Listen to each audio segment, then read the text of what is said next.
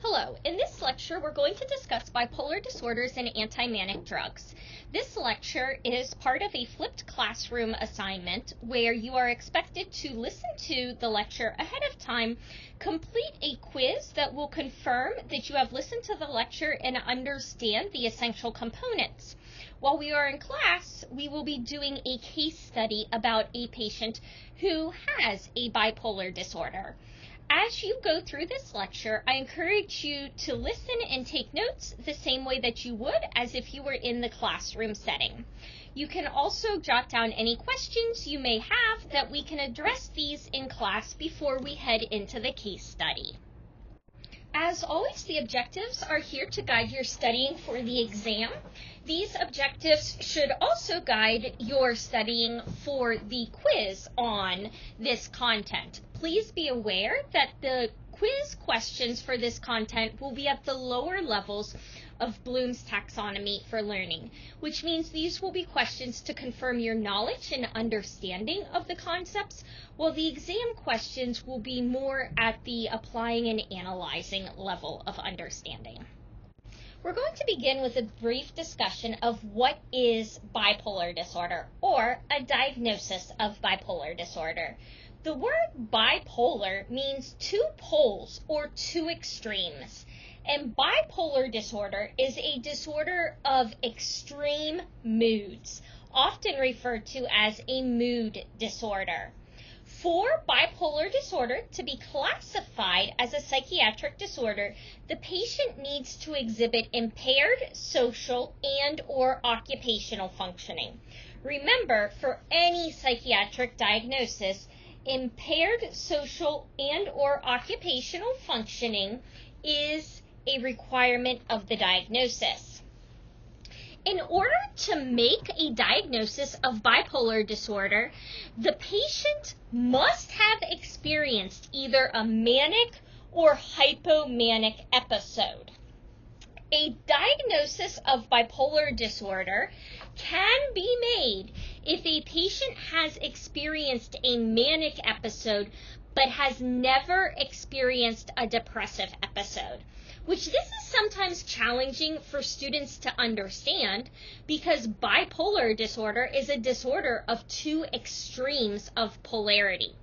However, we do not need to see the extreme of depression to be able to diagnose bipolar 1 because the mania in bipolar 1 is causing impaired social and/or occupational functioning. And we're going to go into the details of bipolar disorders on the next couple of slides. So, on the last slide, we talked about mania and hypomania and depression, and bipolar disorder being this swing between extremes. So let's look at each of these three classifications. The first is mania. Mania presents as either an elevated, expansive, or irritable mood. For a client to be diagnosed with mania, they need to have symptoms that have been going on for at least 1 week, and these symptoms need to be impairing their social or occupational functioning. Remember, impaired functioning is a requirement for a psychiatric diagnosis. With these symptoms of elevated, expansive, or irritable mood, one of the symptoms you're going to see is an increased energy level. And then the patient should have at least 3 additional symptoms. While we are not the ones who are making the diagnosis of bipolar disorder, understanding the symptoms helps us to make sure we are making clear nursing documentation. So what symptoms might you see in mania? You might see grandiosity. You might see the patient has a decreased need for sleep. And for some of these patients, this can be going 24, 48, or more hours without needing to sleep. You might see increased talkativeness, flights of ideas. The patient may be easily distractible. They may have increased goal-directed activities. They are going to complete this task no matter what, not even stopping to sleep or eat to complete the task. The patient may have psychomotor agitation and be very fidgety, unable to sit still, and they may be engaging in risk-taking activities and lack clear judgment. A diagnosis of bipolar 1. To diagnose bipolar 1, you have to have documentation of a manic episode. A manic episode is what distinguishes bipolar 1 from bipolar 2. Hypomania is similar to mania, but not nearly as severe. Hypomania is still an elevated, expansive, or irritable mood. However, hypomania does not produce marked impairment. Hypomania may be somebody who is talking a lot, is easily distracted, or maybe they are hyper-focused and they are getting assignments for school done rapidly because they are able to tune everything out and don't need as much sleep or food. And you may be thinking of people where this is their baseline and their general way of being. A key component of hypomania is that it is distinctly different than the person's typical behavior. A person that basically lives in this state of elevated, expansive mood does not necessarily have hypomania. It must be different than their typical behavior. And you may be wondering, if hypomania does not produce marked impairment in social or occupational functioning, then how do we get a diagnosis of a psychiatric disorder? This is where the depression part of bipolar comes in. Remember, I said depression is not required for a diagnosis of bipolar 1. A depressive episode is not required because mania causes impaired social and or occupational functioning. However, hypomania does not necessarily cause impaired functioning. Therefore, the depressive symptoms are what impairs the functioning and are required for a diagnosis of bipolar 2. The depression in bipolar is considered to have more suffering, be more disabling, and be longer lasting than the symptoms of mania or hypomania. While a patient will experience mania or hypomania, a patient with bipolar is in a depressed state about 70% of the time. And the depression of bipolar is more severe and persistent than the depression of major depressive disorder. And we will talk about that on the upcoming slides. We're going to take a moment now to really focus on bipolar 1 disorder. Bipolar 1 swings between the extreme poles of mania and major depression. Remember that in bipolar 1, the patient has an impairment in social and or occupational functioning. This manic episode, this extreme energy, which may be extreme happiness, extreme optimism, extreme euphoria, increased self-esteem, or extreme irritability, is necessary for the diagnosis.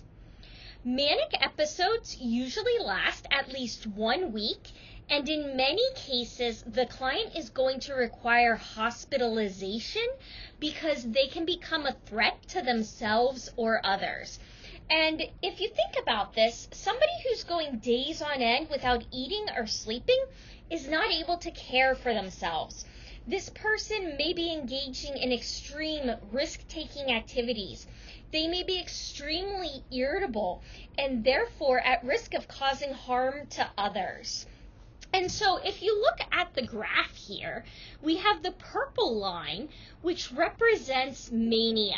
And you can see how this person's mood over time fluctuates between the extreme highs and the extreme lows.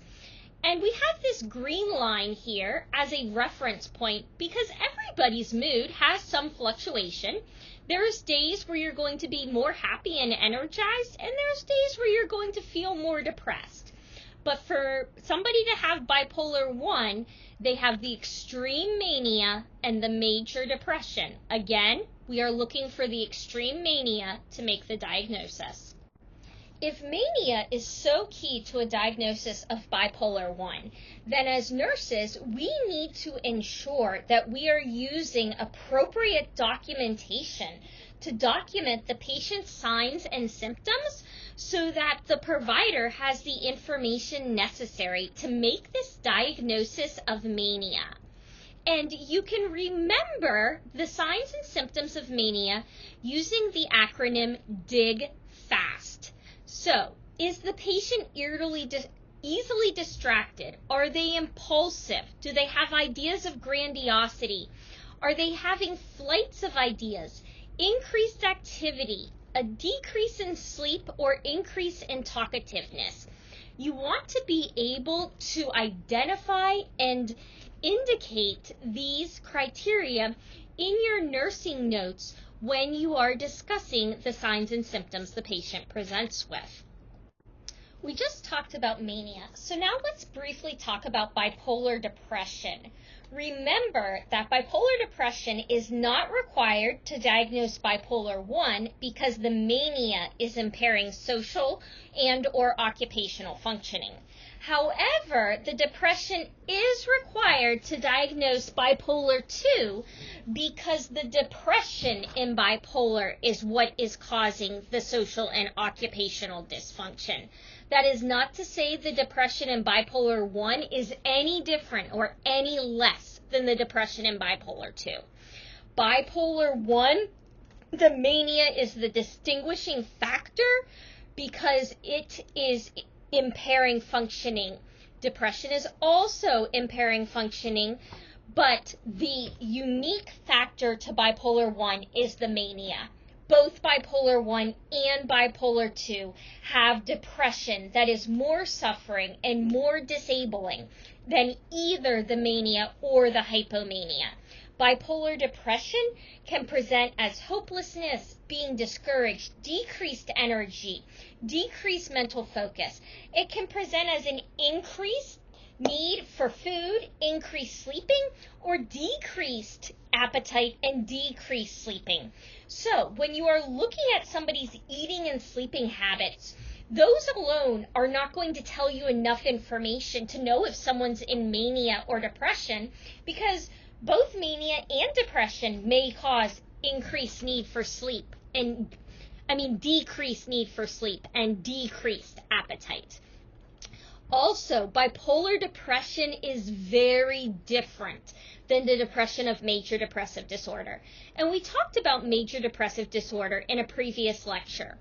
Unlike major depressive disorder, paranoid thoughts, irritability, and hallucinations are all common in bipolar depression. Therefore, if a patient presents with depression and these symptoms, you are going to want to ask them about the symptoms of mania or hypomania. Remember, a patient with bipolar is in the depressed state about 70% of the time. So they are more likely to present for medical care in the depressed state than in the manic or hypomanic state. But you can still learn information from the patient or from somebody else who is with the patient and is speaking and giving you information on the patient's behalf to find out if there are any symptoms of potential mania or hypomania. Now that we've talked about bipolar 1 and mania and the depression, we're going to look at bipolar 2 disorder. To diagnose bipolar 2, a patient must have both documentation of a hypomanic episode and documentation of major depression. This is important because it is the major depression that is causing the impairment in social and or occupational functioning. The hypomania for some patients is a time of catching up from the depressive symptoms, a time of being able to be very productive and get things done and be very involved. A lot of patients with bipolar 2 disorder are not actually bothered by the hypomania. Therefore, we need hypomania and depression to diagnose it. Again, we are not diagnosing, but our nursing notes will help a provider with diagnosing. Another key component of bipolar 2 disorder is that the patient has never experienced a manic episode. As soon as a patient experiences a manic episode, the patient is now given a diagnosis of bipolar 1 disorder. So, hypomania, remember, it is like mania, but not as severe. Hypomania still has that elevated, expansive mood. It goes on usually for 4 or more days, but usually doesn't last as long as mania. Usually, hypomania does not require hospitalization because the patient feels like they are functioning very, very well. Hypomania also does not have psychotic features, which may be present in mania.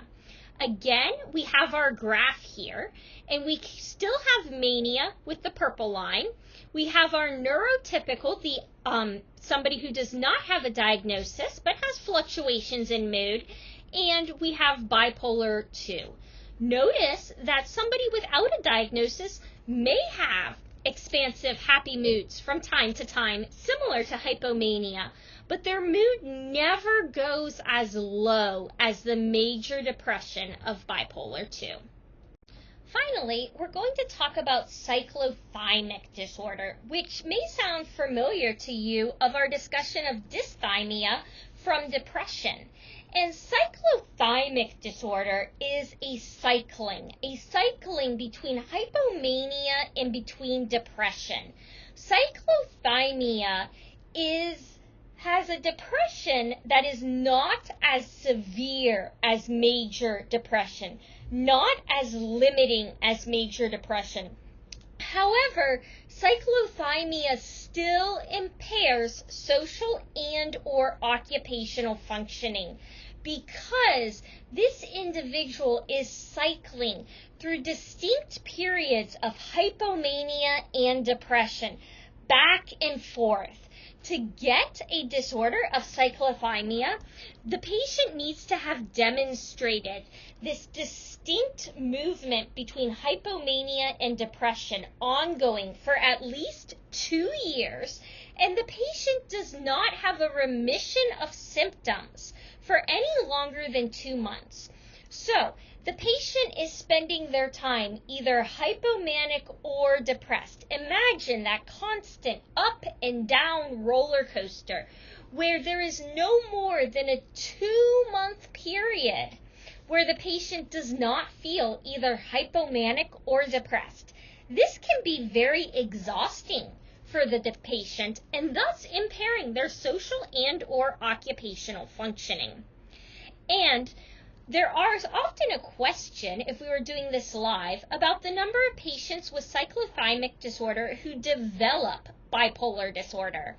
The data is not very clear, but the estimate is that between 15 and 50% of patients with cyclothymic disorder will go on to develop bipolar disorder. So where does bipolar disorder come from? Like most psychiatric disorders, there is an array of thoughts about the etiology of bipolar disorder. We'll first look at the common biological theories and then the psychological theories.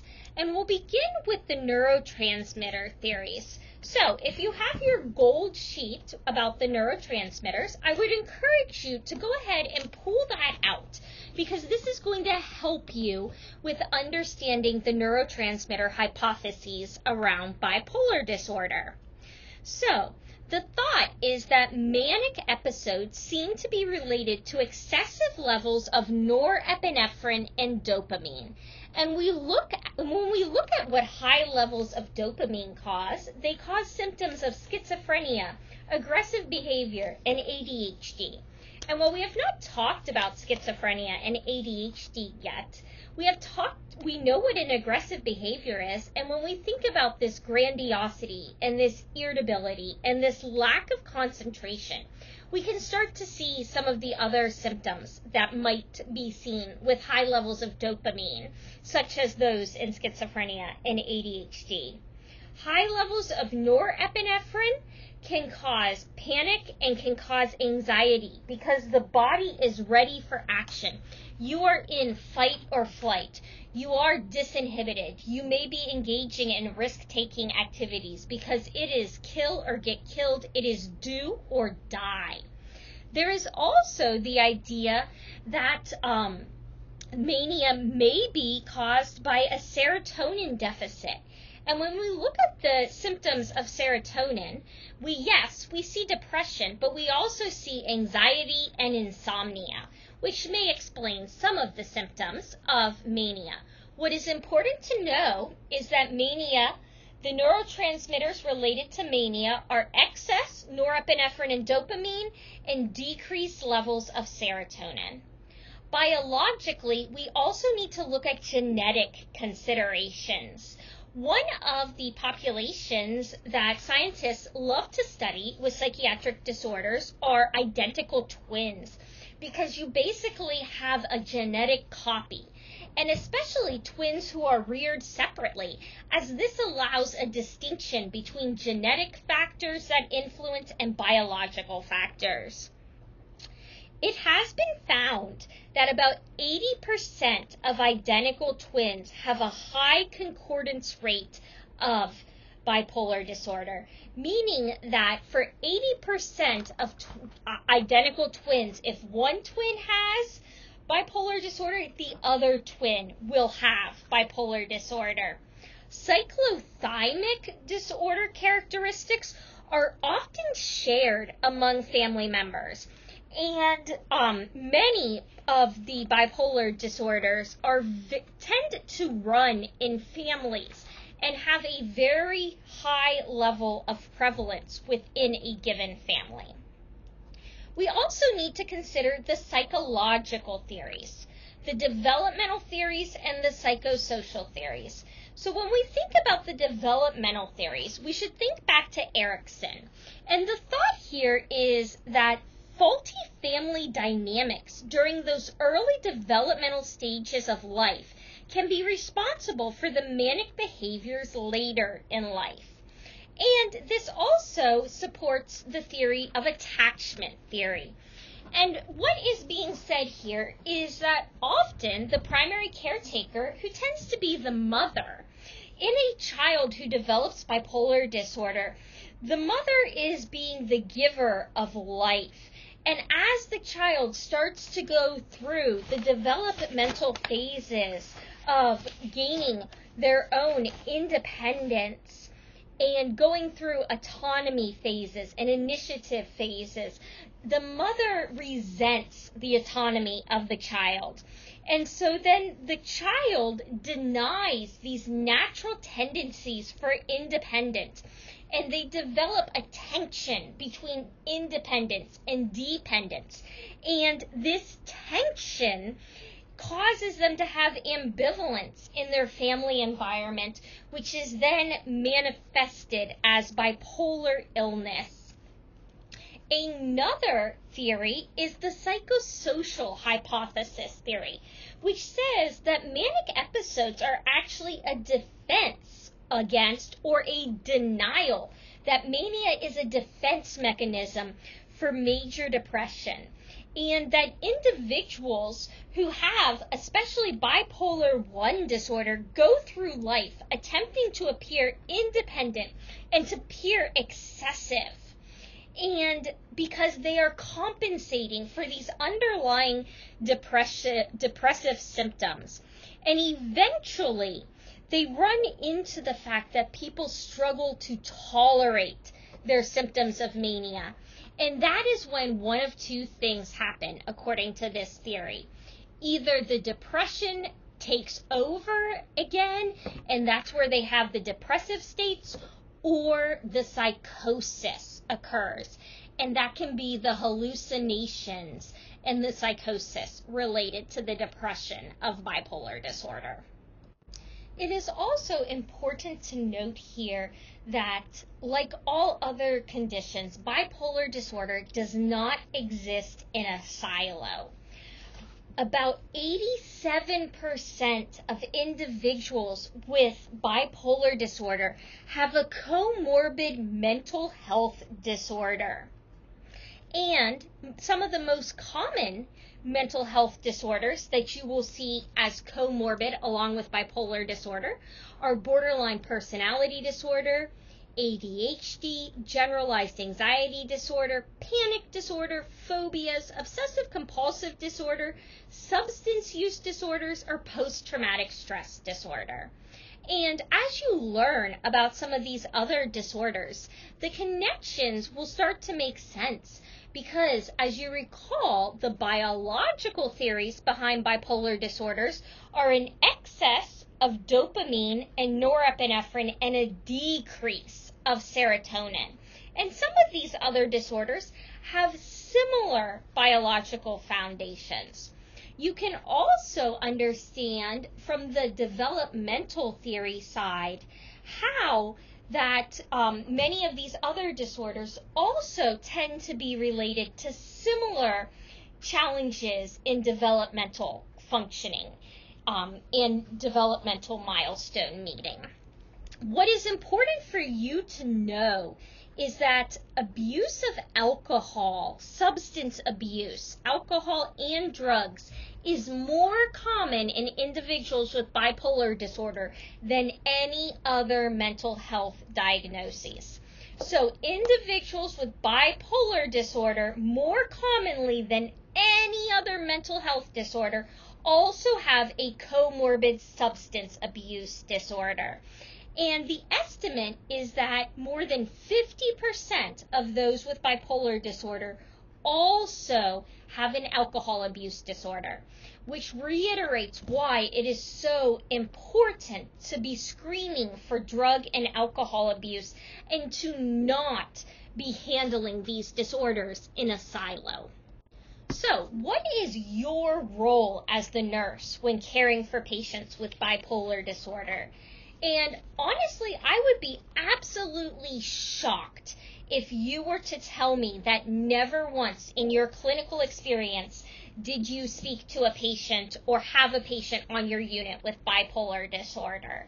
Patients with bipolar disorder will sometimes be hospitalized for their mania symptoms, but often hospitalized for the depressive symptoms. And there are three main goals when working with clients who have bipolar disorder. First, there's the goal of getting the acute mania under control. Remember, mania is impairing social and or occupational functioning. We want to get that under control. We want to get the client into a state of remission so that they are balanced with their mood, and we want to prevent relapse. And we will talk about relapse on one of the upcoming slides. We also, as with every other psychiatric disorder, want to get the patient back to their highest level of social and occupational functioning. So, when you are working with a patient who has bipolar disorder, we're going to focus here on manic episodes, because how to work with a patient with the depressive symptoms of bipolar disorder is going to be very similar to our discussion in class on depression. Even though bipolar depression is more severe and pervasive than major depressive disorder depression, you are going to handle the depressive symptoms in a similar way. So, with a focus on responding to mania, you want to be matter of fact. You want to minimize the need for the patient to have to respond defensively. You want to avoid power struggles with the patient.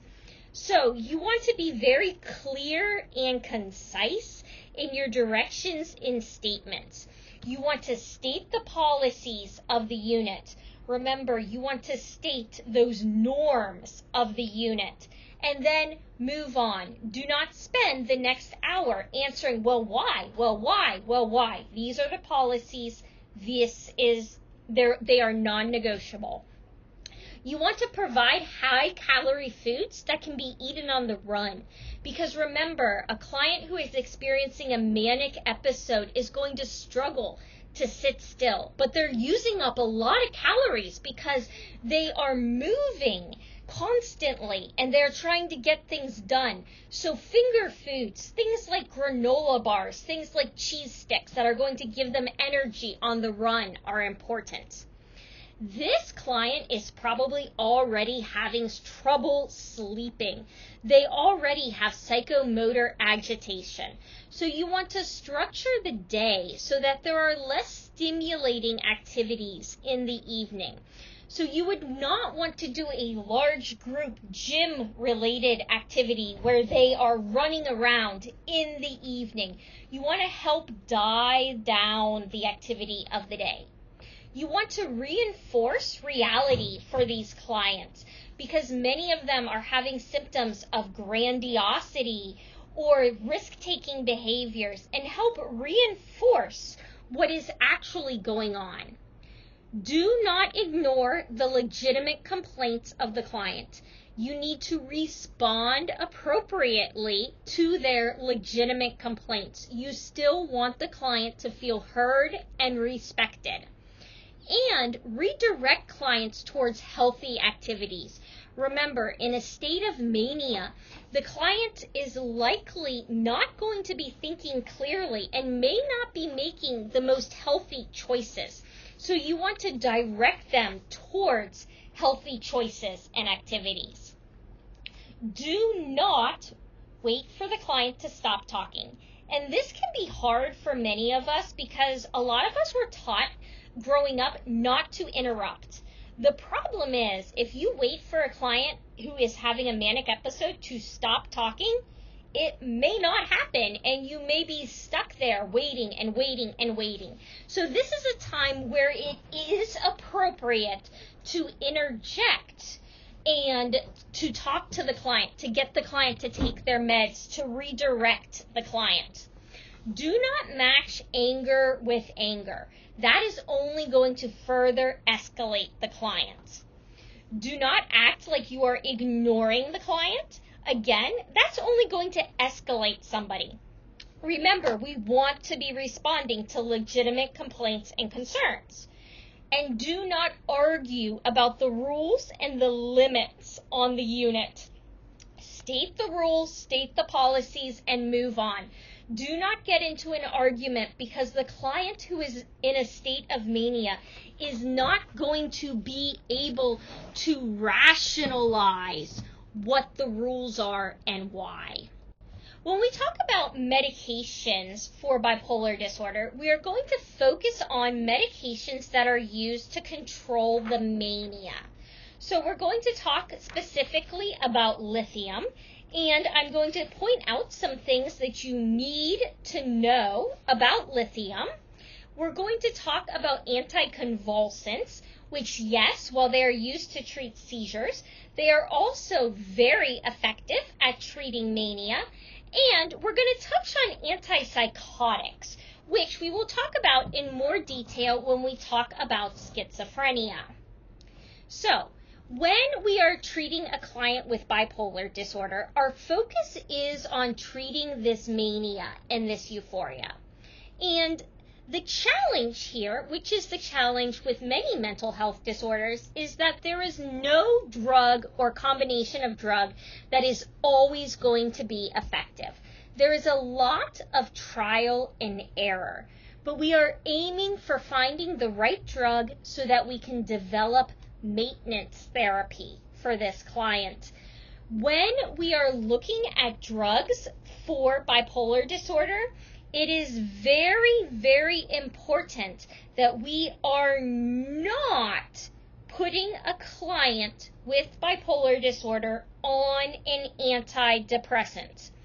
And you may be thinking, well, if they're in a depressed state 70% of the time, wouldn't we want to give this client an antidepressant? And the answer to that is no. The problem with giving a client with bipolar disorder an antidepressant is that the antidepressant often pushes this individual into a manic state. Now, you may see clients on the inpatient unit who have a diagnosis of bipolar disorder being prescribed an antidepressant. This is something that you as the nurse would want to look into further. If you have a client who has a diagnosis of bipolar disorder and you see a new medication prescribed that is an antidepressant, that is a time when you are going to want to professionally ask the prescribing provider about this medication being prescribed. Even if you have a patient on the unit who has been on this antidepressant for a long time, I would still, as the nurse, encourage you to be having a conversation with the provider, because as a general rule, antidepressants should not be given to a patient with bipolar disorder. And that's an important fact that you will probably see come up somewhere else in the future. As I have mentioned on the past couple slides, one of our goals of managing bipolar disorder is to prevent relapse. And we often give medication to help prevent relapse. And as much as bipolar disorder is very individualized from patient to patient, the causes of relapse are very similar and are things we want to monitor for. And the nice thing is we can use the mnemonic relapse to remember the common causes of relapse in bipolar disorder. These are important for you to know because these are things that you are going to want to assess for and be aware of as the nurse. The first is rhythm changes. And rhythm refers to circadian rhythms. And I have a picture of a plane here because of the concept of jet lag can cause a change in someone's wake-sleep patterns. People that are switching, that work rotating shifts, often who have bipolar disorder, often struggle with repeated relapse as they switch from day shift to night shift to day shift to night shift. People that maybe have worked one shift for a long period of time and then go to another shift can have this trouble. People that are traveling across time zones, again, can have this challenge. E stands for end of treatment. Anytime somebody decides to stop taking their medication, they are at risk for a relapse. L stands for life changes. These can be positive or negative life changes. Things like going away to college, things like getting married, having a baby, getting divorced, buying a house. Major life changes, whether good or bad, induce stress. And remember, stress is associated with so many mental health disorders and tends to increase the symptoms. And bipolar disorder is no different. A stands for additional drugs. And while we talked about comorbid disorders of substance use, I'm not just talking about substance use here. We talked about antidepressants, which can send a person from depression into mania. Opioids can cause a problem. And actually, steroid medications can send somebody into relapse. So that is an especially important consideration as a nurse if you find that a patient is being prescribed a steroid and you're doing discharge education and you know the patient has a diagnosis of bipolar disorder. The P stands for physical health changes, and these are things such as illnesses and sicknesses that can worsen your condition and cause relapse. S is substance use. Remember, we talked about substance use being a comorbidity. And E is the end of drug effectiveness. And this can be very frustrating for patients because often patients spend a long time working with their providers to identify the medication that is going to be most effective for helping control their bipolar disorder. But sometimes, for multiple reasons, drugs become no longer effective for that patient. So it may not be that the patient's no longer taking a medication. It might be that that medication is just no longer working for the patient. So those are all things that we want to investigate and consider when working with patients with bipolar disorder. We're going to begin our discussion of drugs used to treat bipolar disorders by talking about lithium. Lithium is a mood stabilizer and by many clinicians is considered to be the gold standard for treating bipolar disorder. Lithium is a naturally occurring element and is similar to sodium, but is different enough from sodium that it can be very effective in treating bipolar disorder. And lithium tends to be effective for about 70 to 80% of those who take lithium long term, and has been effective for about 50% of those who begin taking lithium as a result of an acute manic episode. So lithium is often prescribed for bipolar disorder, and therefore it is very important that you have a foundational understanding of this drug. It is for that reason that every one of you will be doing one of your drug cards on lithium. So, some of the other reasons why providers like lithium is that lithium has a greater anti-suicide effect than any of the other drugs that we use to treat mania, which means there is a lower risk of suicide for individuals on lithium. Lithium also plays well with certain other medications, and lithium can be combined with antipsychotics or benzodiazepines to help get the best outcome for the patient. And this is a very common that you will see. So if lithium is so great, why isn't everybody on lithium? Well, one reason is that lithium doesn't work for everybody. And the other thing is that lithium requires very close monitoring of blood levels.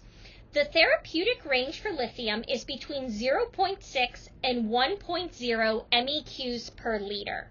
And while I know that you are not required to know therapeutic drug ranges for the NCLEX anymore, you are required by me to know the therapeutic range for lithium. The therapeutic range again is 0.6 to 1.0.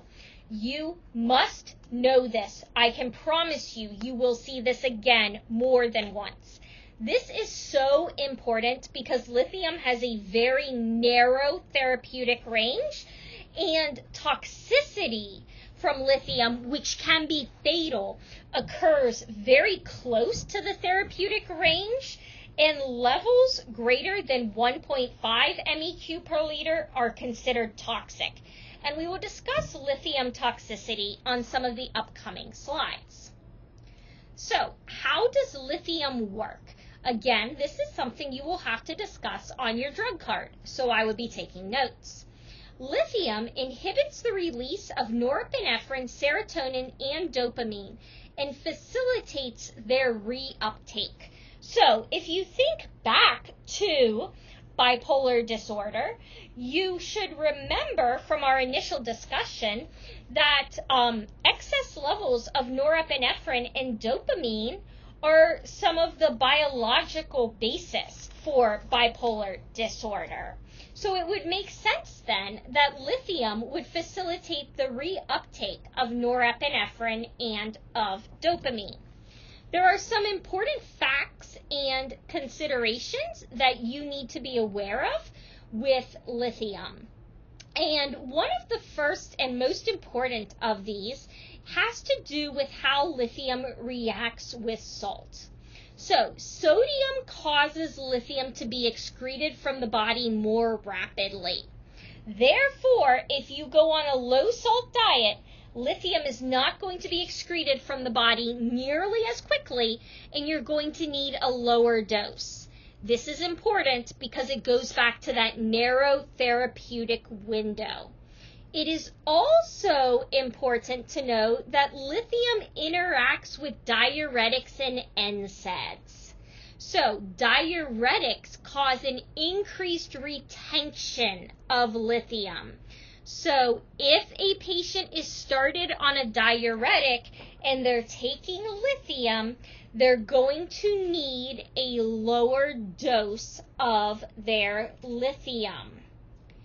Lithium also can be agents that, NSAIDs work in the same way.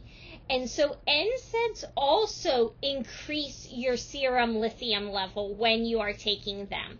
So that is something that you would want to monitor with a patient, is how frequently do they take NSAIDs. You also need to be aware of substances that increase lithium excretion, which means the body is pushing out more lithium, and so you're going to need lower lithium levels. We talked about sodium. Caffeine and alcohol also fall into this category. Another important thing to know about lithium is that there is no antidote for lithium toxicity. Your choices for responding to lithium toxicity would either be diuresis or hemodialysis to try to decrease that lithium. You should avoid lithium during pregnancy, as it is found to be present in breast milk. And older adults will generally need a lower level of lithium because they tend to be at greater risk for reactions to lithium. You should not be giving lithium to patients who have renal disease or cardiac disease. So if you have a patient that has a history of cardiac or renal disease and you see lithium prescribed, you're going to want to talk to the doctor. We're going to talk about lithium toxicity on the upcoming slides. However, you need to be aware of common side effects versus the side effects that could indicate lithium toxicity.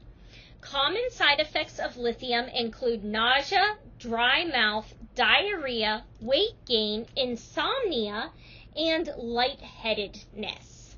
So let's move on now to look at the serious side effects of lithium toxicity.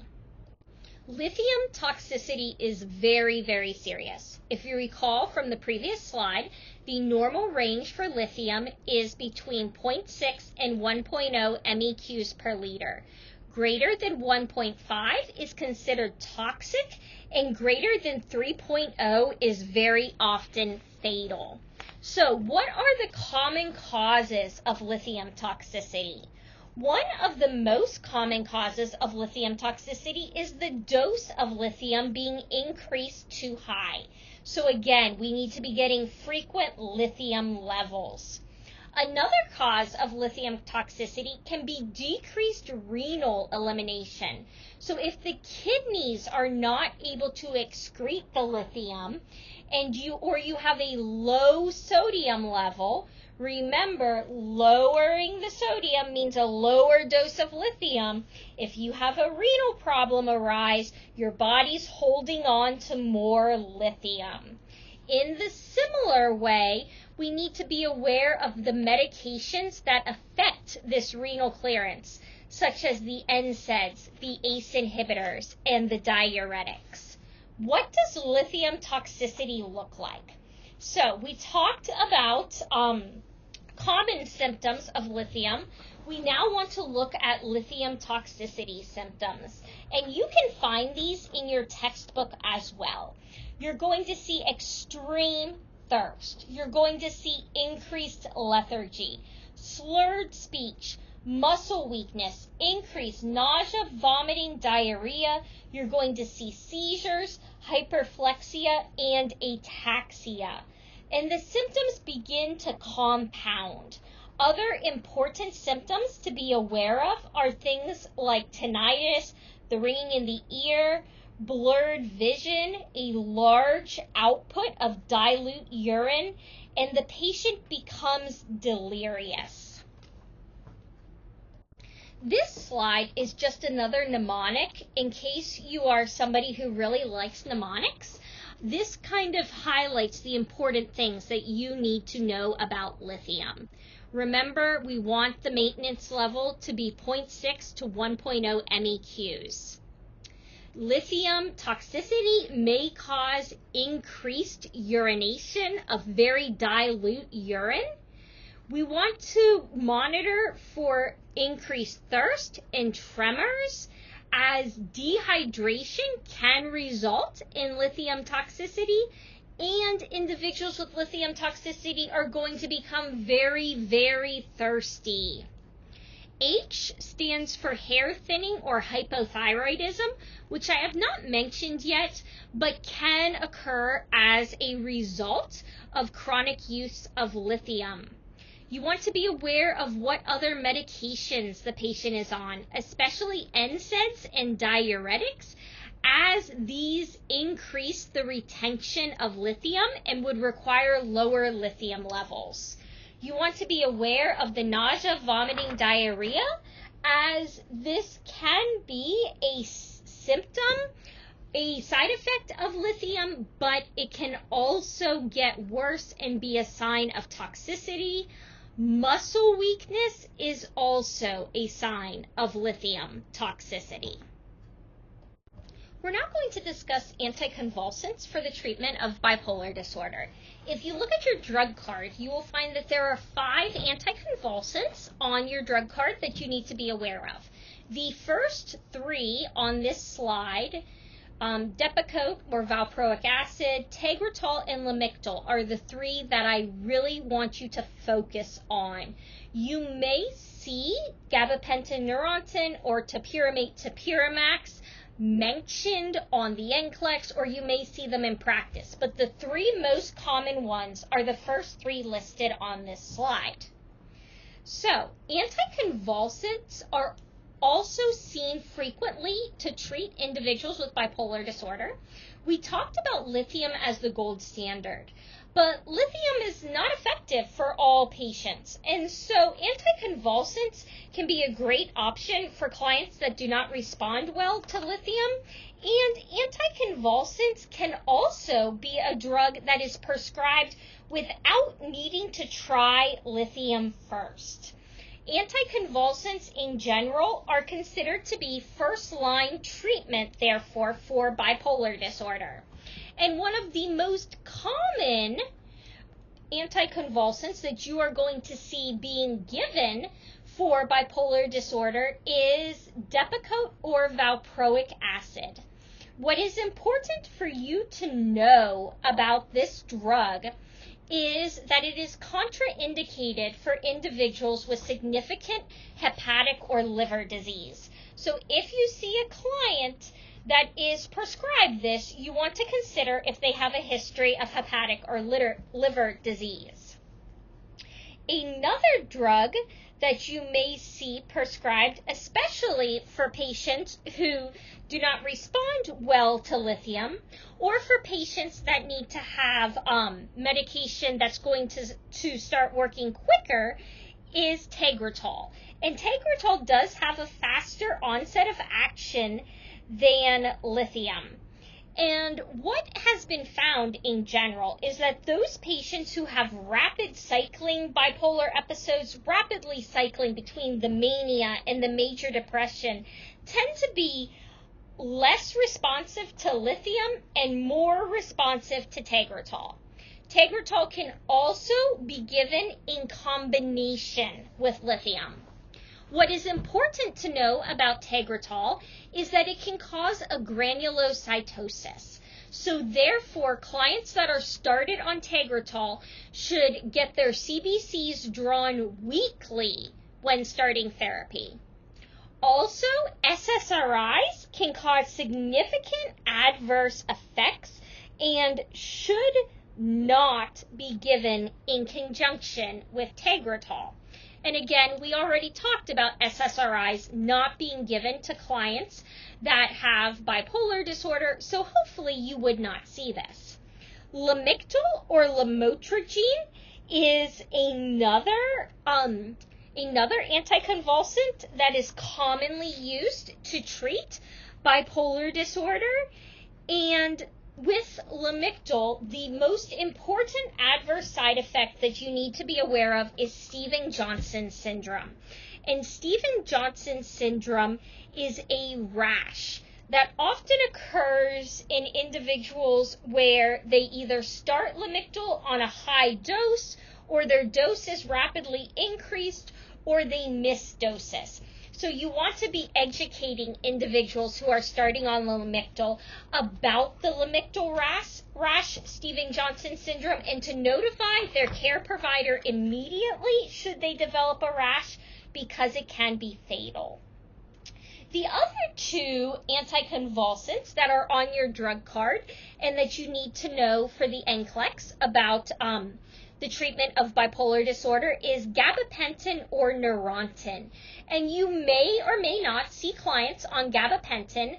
Gabapentin is often used as an adjunct to another drug, and you often will not see, or you will not see, gabapentin as the sole drug used to treat bipolar disorder.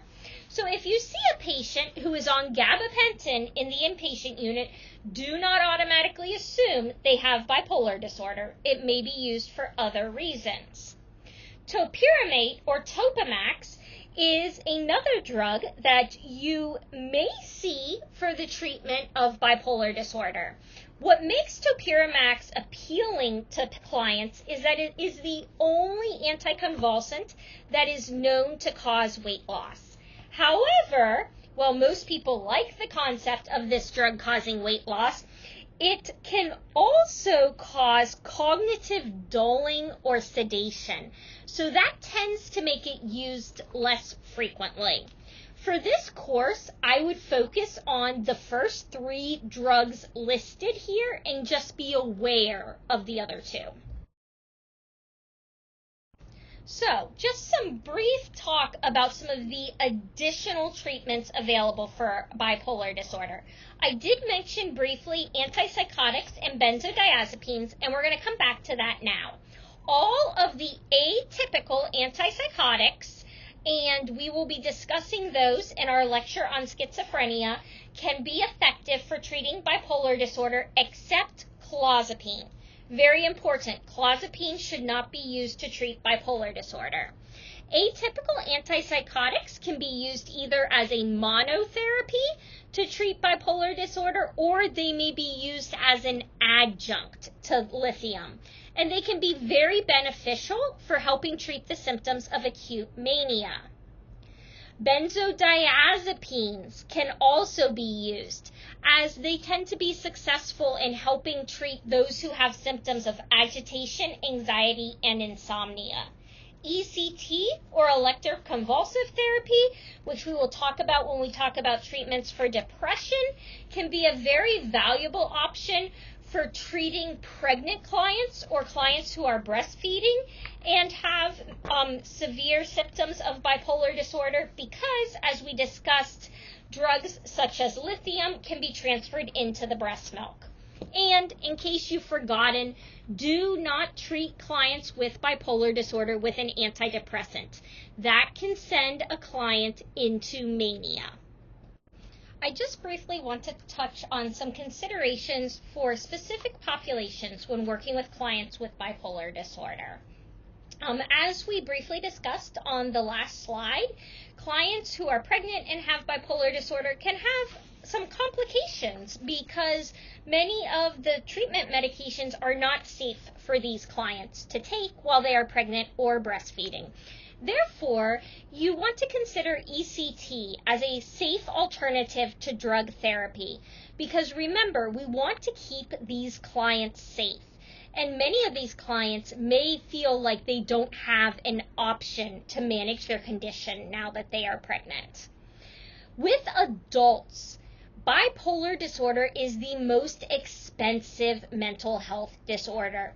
Bipolar disorder has many comorbidities. Remember, I said around 80% of adults with bipolar disorder have a mental health comorbidity. So we need to be aware of this when we are treating adults and some of the complications that can come from paying for and managing the mental health disorder.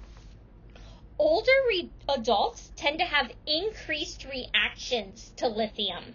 Therefore, we want to be closely monitoring their dose and starting them low and going slow with their dosing. And finally, children. Children may be diagnosed with bipolar disorder in childhood. Bipolar disorder in children, though, can present differently than as we have discussed in adults. Children who are in a manic phase may feel very happy and tend to be much more energetic and active than they usually are. Remember, comparing to their baseline. Children in the depressive phase of bipolar tend to be much less active. So often, the symptoms of bipolar disorder in children are presented as a change in activity level as well as irritability.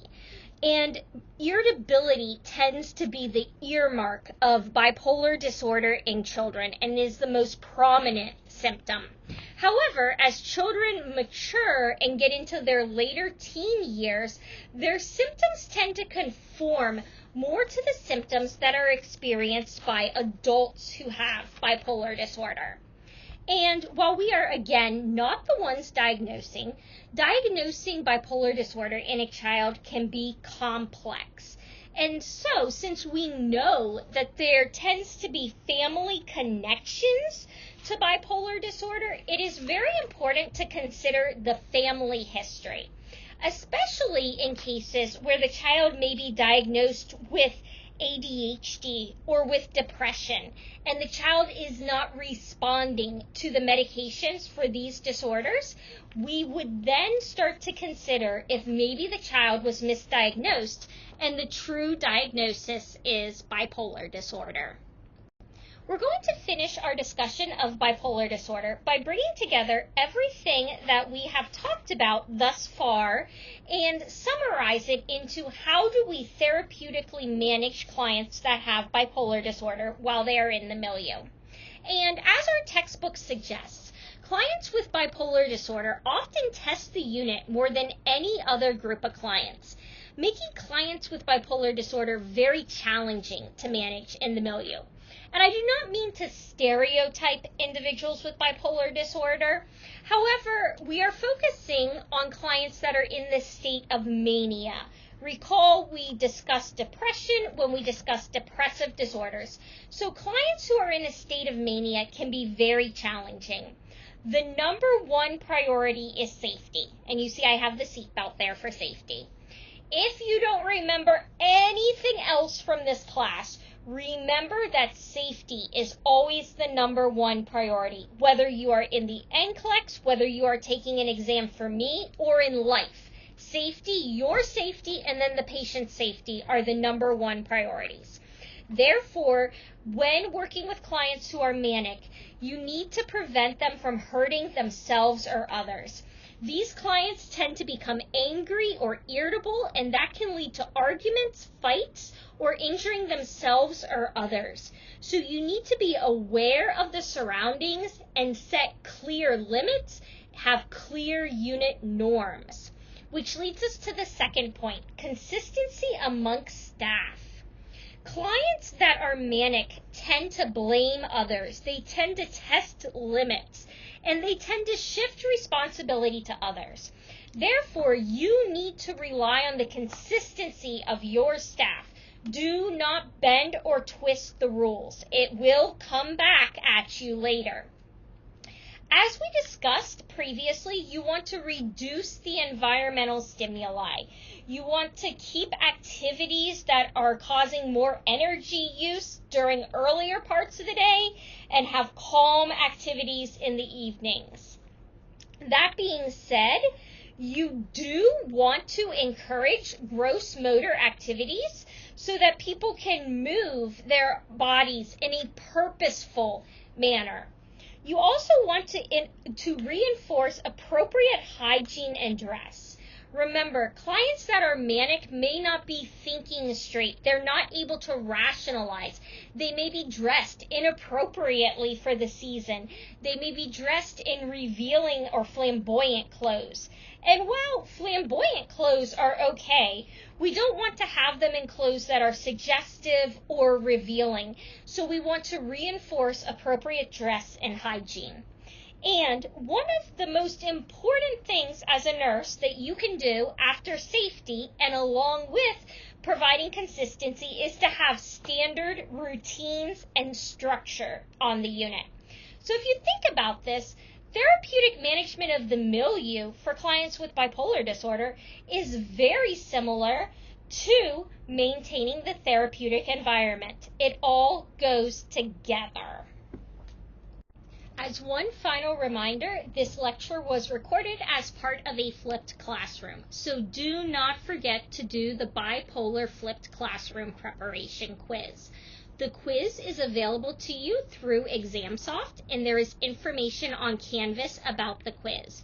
You will have 30 minutes to complete the quiz, and the quiz contains a total of 7 questions. You should have more than enough time to complete the quiz. You will not be able to go backwards to navigate through the questions, and you really won't have time to look up all the answers. However, I do encourage you to take notes during this session. I encourage that at the beginning, go back through, review the content, take some notes. You can use those notes while you take the quiz. Please take the quiz individually. You only get one attempt to take the quiz. It is scored out of 20 points, and the quiz does not count to your required 75% exam grade. Let me say that again. The quiz is not part of your required 75% exam grade for this course. However, the quiz is a way of confirming that you not only watched this lecture, but you picked up on the key material so that you will be successful in our flipped classroom activity. I hope you enjoy the activity. Reach out if you have any questions.